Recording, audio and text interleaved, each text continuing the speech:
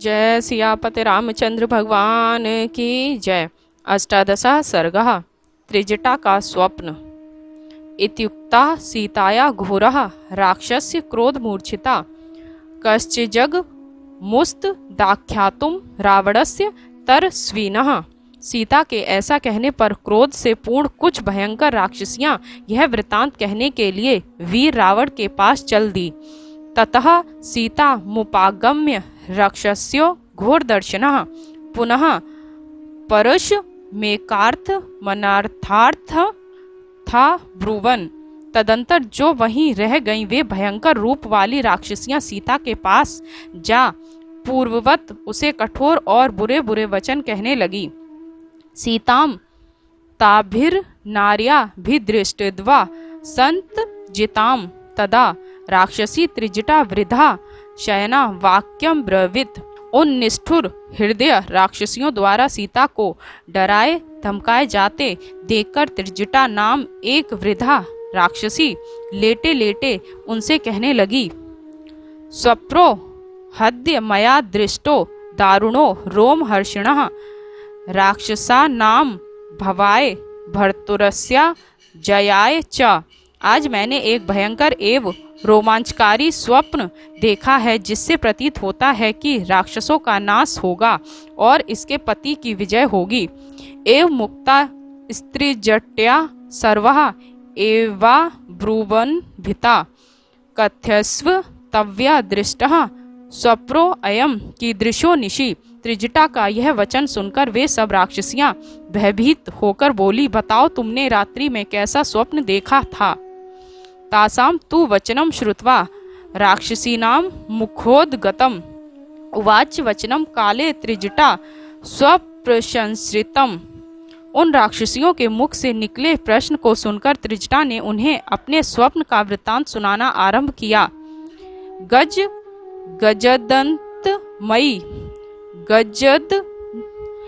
गजदंतमयी दिव्याम शिविकाम मंत्रिक्षगाम युक्ताम हंस सहस्त्रेण स्वेमास्थाय राघवः शुक्ल माल्याम्ब बरधरो लक्ष्मणेन सहागतः।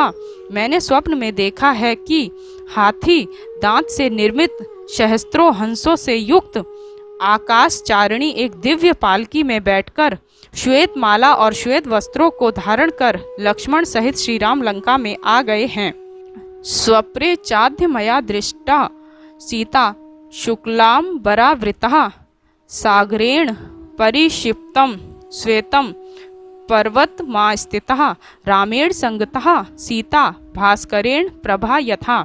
आज स्वप्न में मैंने सीता को सफेद साड़ी पहने हुए और समुद्र से घिरे हुए एक श्वेत पर्वत के ऊपर बैठे देखा है। उस पर्वत पर श्री राम के साथ सीता जी वैसे ही विराजमान है जैसे सूर्य के साथ उसकी प्रभा।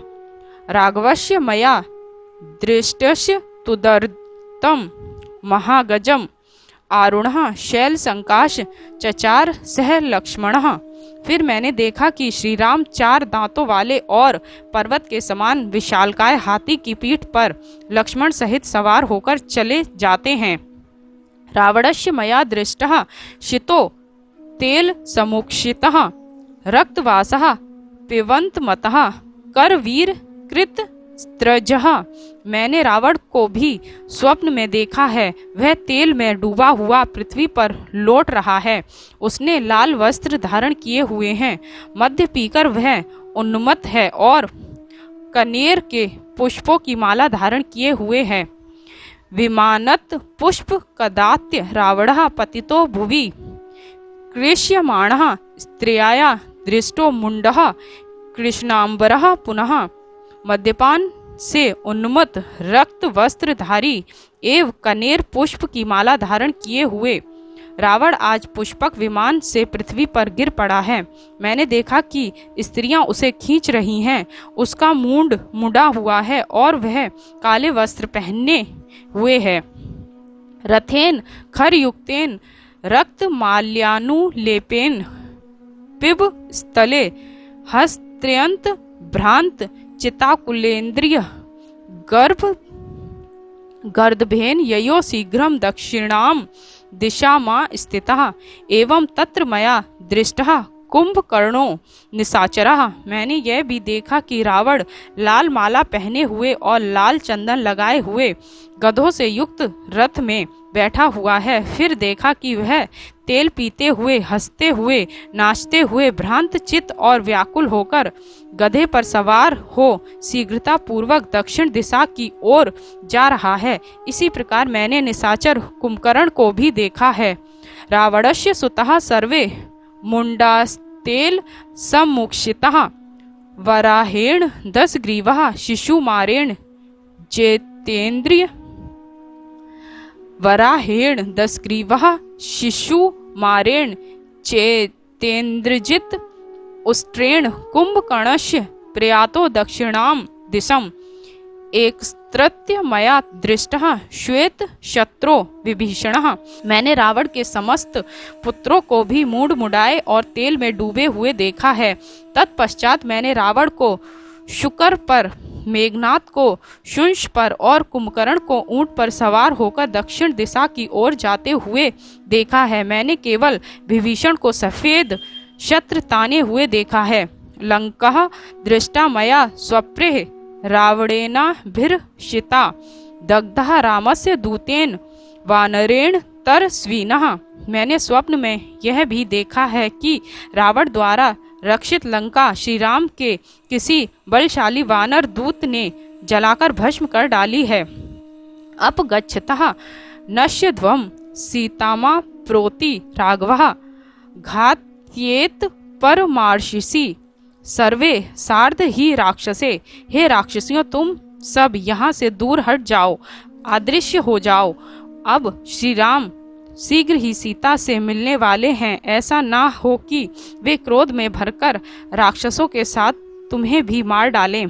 प्रियाम बहुमताम भार्या वनवास मनुवृताम भत्सृताम तर्जिताम वापि नानु मंश्यति राघवः।